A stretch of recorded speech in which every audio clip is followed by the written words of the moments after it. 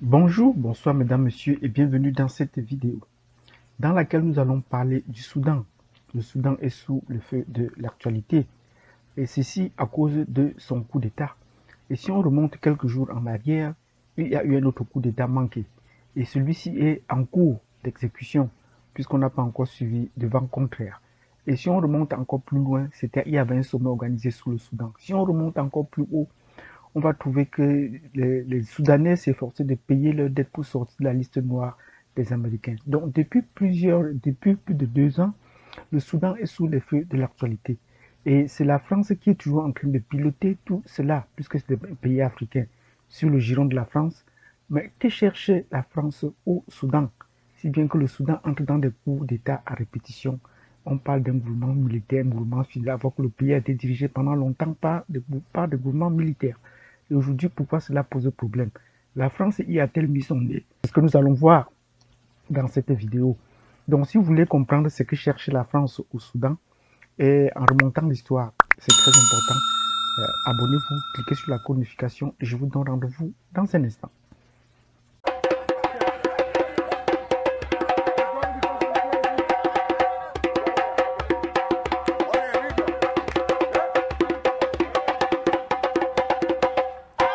Bonjour, bonsoir mesdames, messieurs et bienvenue dans cette vidéo où nous allons donc parler du Soudan. Pour comprendre la situation actuelle du Soudan et pourquoi la France s'intéresse tant au Soudan, il faut remonter un peu au cours d'histoire, il faut un peu remonter l'histoire récente du Soudan.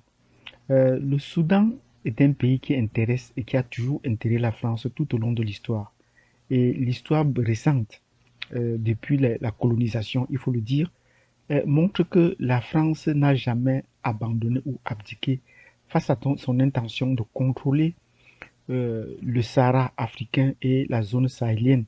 Et le Soudan en est un point très intéressant puisque depuis les côtes de l'Atlantique jusqu'au Soudan actuel, la France contrôle, mais elle n'a pas d'emprise entière sur le Soudan. Donc c'est de cela qu'il est question. Pour comprendre bien cela, nous allons dire qu'il faut revoir un peu les cours d'histoire politique ou de géostratégie de la France. En fait, au cours du 19e siècle, vous allez vous rappeler deux villes. Il y a eu la rencontre de Fashoda et les batailles de Ba el-Ghazal. Pourquoi est-ce qu'il y a eu cette confrontation entre la France et l'Angleterre dans ces régions au Soudan? En fait, c'était que la France voulait rallier Dakar à Djibouti, donc partir de l'océan Atlantique pour la mer Rouge, puisqu'elle était déjà installée à Djibouti avec l'appui des Éthiopiens qui lui avaient concédé ces territoires. Mais de l'autre côté, cela se heurtait au plan également des Anglais qui voulaient rallier le Caire au Cap, du sud au nord, alors que les Français voulaient rallier les territoires, leur empire de l'ouest à l'est. Mais la rencontre va donc se faire au niveau du Soudan actuel. Et je vous ai parlé de deux villes tout à l'heure, de deux emplacements très importants à retenir au cours de l'histoire. La bataille de Ba el-Ghazal et notamment la rencontre de Fashoda où la France a plié les Chines devant l'Angleterre pour le passage de l'Angleterre et l'Angleterre ayant pris le dessus. Le Soudan est donc devenu entièrement anglais. Et jusqu'aujourd'hui, le Soudan est devenu anglais. Donc c'est en 2011 précisément que le Soudan sera divisé. C'est une année un peu sombre dans l'histoire de l'Afrique en général, puisque c'est cette année-là que tombe Barbeau. C'est également cette année-là que Kadhafi est assassiné. Et c'est également cette année-là qu'un pays africain voit le jour suite à la division de l'Afrique. Et tout cela avec un de nos frères à la Maison Blanche. Et cela venait également à la fin d'une bataille en Somalie, où les troupes internationales sont coalisées pour vouloir soumettre la Somalie. Donc ça, c'est une parenthèse en passant pour l'année 2011, qui est une année sombre dans l'histoire de l'Afrique et qu'il ne faudrait pas oublier. Donc depuis 2011, le Soudan est divisé en deux. Il y a le Soudan du Sud avec le capital Djouba qui est majoritairement chrétien, alors que le Soudan du Nord est essentiellement musulman avec sa capitale Khartoum. La population dans cette région est une population arabe, mais de race noire en général. Et dit-on, ce sont les anciens Égyptiens, effectivement, puisque avec la conquête de l'islam, les gens de couleur plus claire ont chassé donc tous les anciens qui sont réfugiés donc, au Soudan. Et rappelez-vous qu'au Soudan, il n'y a plus de pyramides en Égypte. C'est une parenthèse également en passant. Donc, la France et l'Angleterre se disputent le Soudan depuis. Et actuellement, comme au cours du XXe siècle, La France, surtout après la Deuxième Guerre mondiale, la France s'est sentie comme héritière de l'héritage colonial de toute l'Europe en possédant, en contrôlant presque tous les États de l'Afrique. Il lui manque le Soudan qui n'est pas encore passé sous son entier contrôle parce que le Soudan étant une colonie anglaise, elle a plus tendance à se comporter comme un pays arabo-musulman, d'autant plus que dans la géostratégie des pays occidentaux, on classe souvent ces pays comme un pays du Moyen-Orient, même s'il ne rencontre pas tous les critères pour être un pays du Moyen-Orient, mais on le classe comme un pays du Moyen-Orient. Et dans les chancelleries occidentales, les États-Unis et l'Europe, on considère toujours qu'il y a un secrétaire d'État pour les affaires africaines, pour les affaires du monde arabo-musulman, y compris le Soudan. Donc malgré le fait que le Soudan a une population noire, mais on le considère toujours comme un pays du Proche-Orient. Donc voilà ce qui est du Soudan et qu'il est important de retenir dans ce placement pour comprendre la géostratégie européenne dans ce cas. Donc depuis que le Soudan a été divisé, la France s'intéresse à ces pays, au contrôle de ces pays. Et c'est pourquoi vous savez qu'au cours, depuis les années 2000, avec la bataille qui a eu lieu pour le contrôle, pour l'anéantissement du terrorisme, disons, et il y a un célèbre Ben Laden qui serait passé au Soudan et qui avait fait d'Omar el-Béchir son ami. Il s'était installé là-bas. Et du coup, les États-Unis ont classé ce pays comme sur la liste dans la liste noire des pays fous, qu'ils appellent en anglais Rock State. Donc, et depuis ce moment, le Soudan est très mal perçu par la communauté internationale comme un État terroriste. Ben Laden a quitté ce pays, ben, après sa mort, les sanctions ont continué à peser sur ce pays.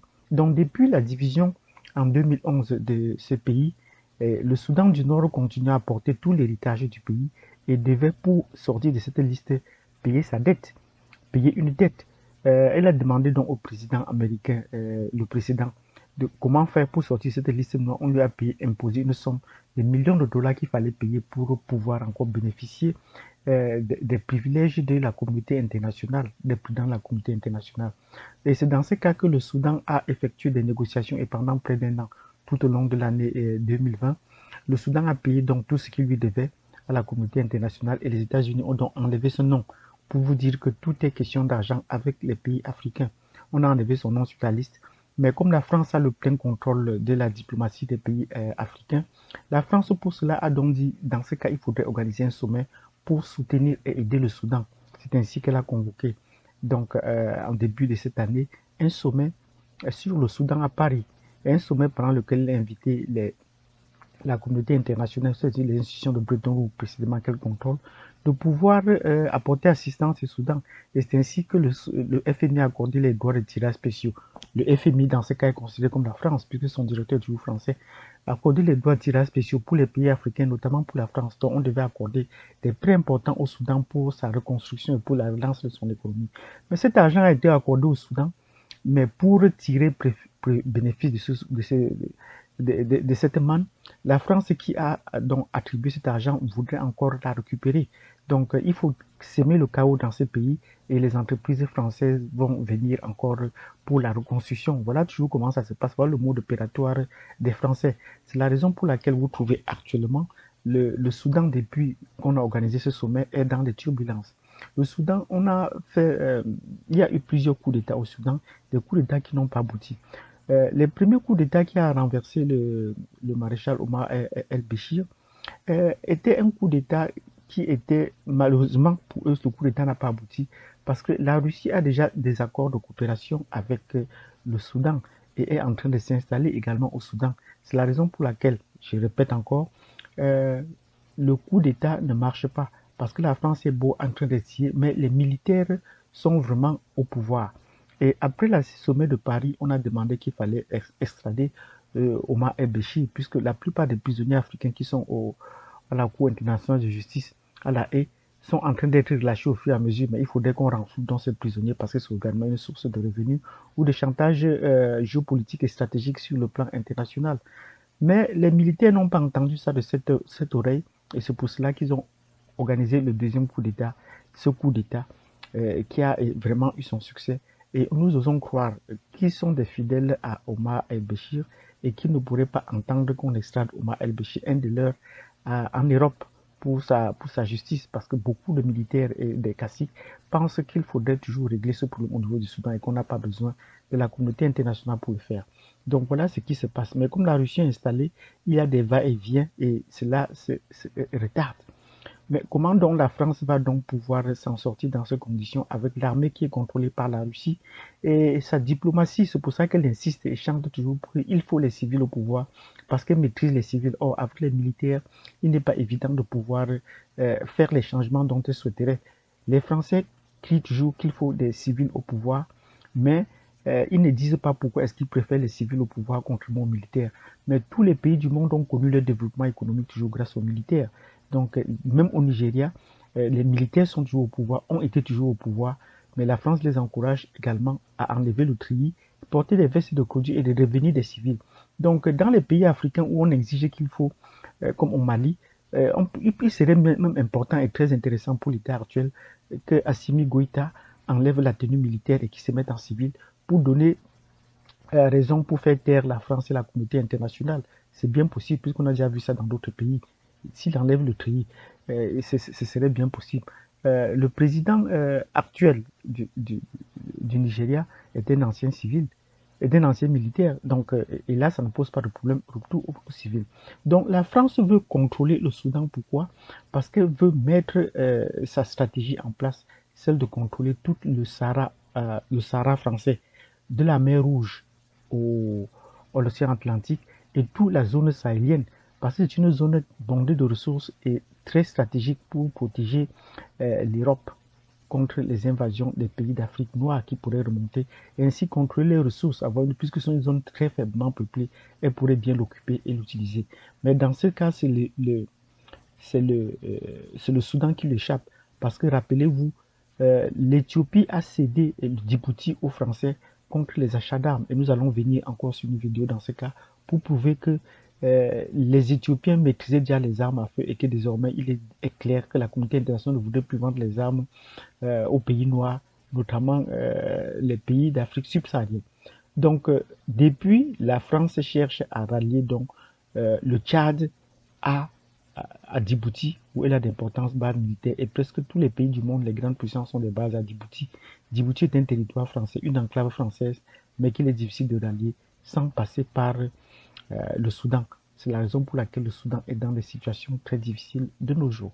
Donc, si vous avez aimé cette vidéo dans laquelle nous sommes en train de vous expliquer, nous avons expliqué pourquoi est-ce que la France en veut tant au Soudan, ce que la France cherche au Soudan, vous nous mettez des pouces, vous vous abonnez si vous n'êtes pas déjà, et surtout préparez-nous des commentaires si les explications n'ont pas été assez explicites. Donc, la France cherche à contrôler le Soudan pour étendre sa zone d'influence de la zone saharienne et sahélo-saharienne de l'est à l'ouest, donc de Djibouti, de la mer Rouge, jusqu'aux côtes du Sénégal, à l'océan Atlantique. Merci d'avoir suivi cette vidéo. Nous vous donnons rendez-vous à la prochaine.